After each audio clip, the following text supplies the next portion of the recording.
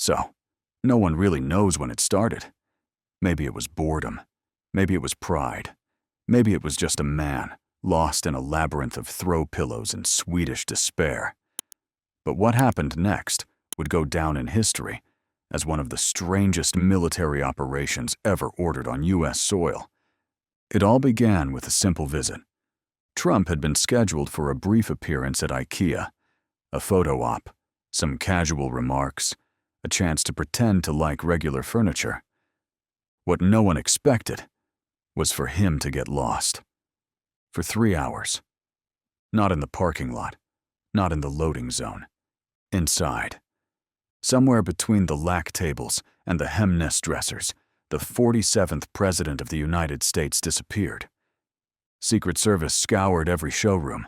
Staff whispered nervously. Overhead speakers echoed empty offers of meatballs and soft-serve ice cream.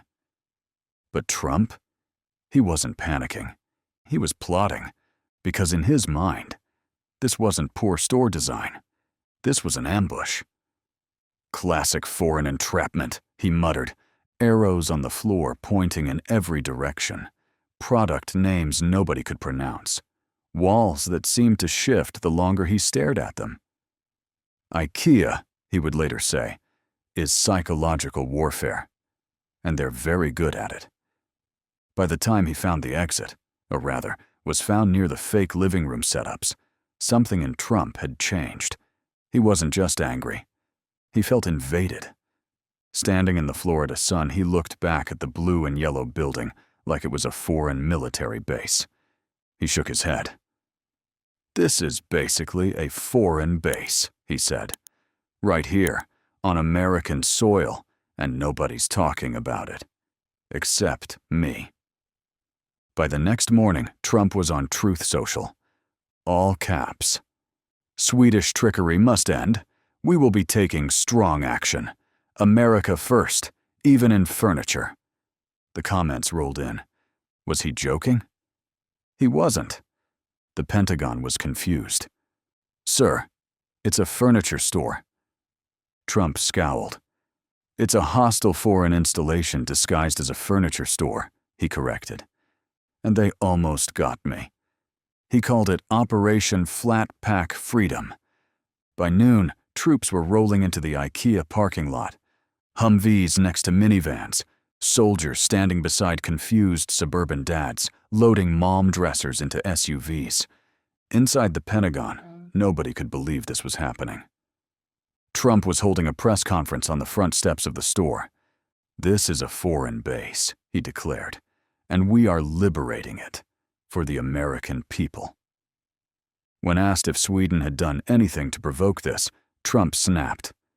"Snurflug," he said, holding up an IKEA catalog. "Sounds like a missile." He flipped through the pages. "Grundlid? Flirtbow. If I can't pronounce it, bomb it." Back inside, U.S. troops wandered through the maze of showrooms, weapons drawn, but also holding little pencils and cardboard shopping lists. Nobody was sure what to do. One soldier radioed back. "Sir, we appear to be trapped between a display kitchen and a wall of fake plants." Trump's voice came crackling through the radio. "Stay strong. That's what they want. They want you disoriented. But Americans do not quit." At one point, an entire unit spent 20 minutes trying to assemble a Löwbacken side table. It did not go well. Pieces were missing. Instructions were useless. Trump shook his head. "Swedish trick furniture," he muttered, "designed to frustrate strong men." Meanwhile, Sweden was watching all of this unfold in real time. A diplomatic spokesperson issued a statement. "We are not sure what is happening. We sell couches." But Trump wasn't listening. He was on the ground now, standing triumphantly in front of a display bedroom like it was the beaches of Normandy. "We showed them," he said.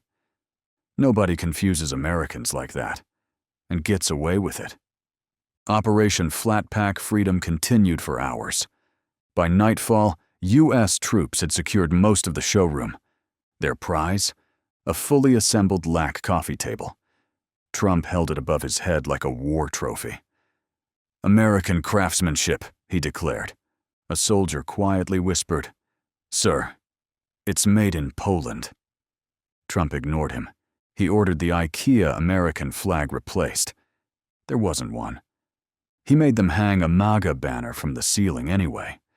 Somewhere in the parking lot, a Swedish diplomat just stared blankly at the scene.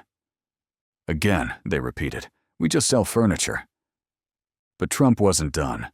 At a late-night press briefing held in the IKEA cafeteria, standing in front of trays of untouched meatballs, he issued a final warning.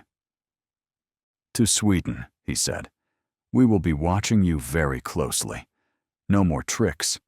No more confusing furniture. And if you want to operate in America, speak American." He held up an IKEA instruction manual. Blank face, pure scorn.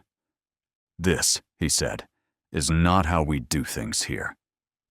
He paused, looked around at the bewildered reporters. "And another thing.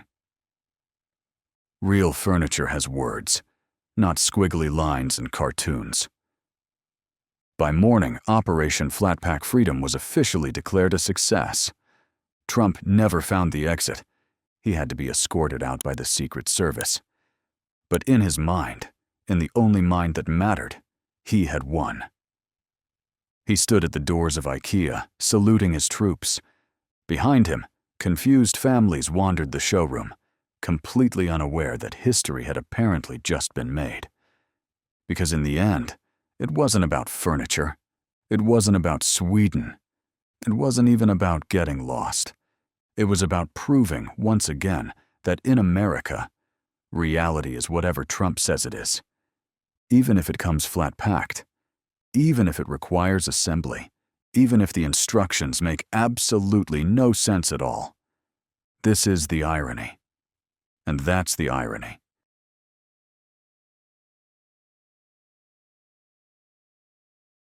So, disclaimer. This video is a work of satire and fiction.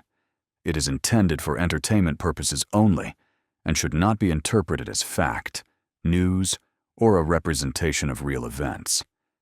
Any similarities to actual persons, living or dead, or actual events, is purely coincidental.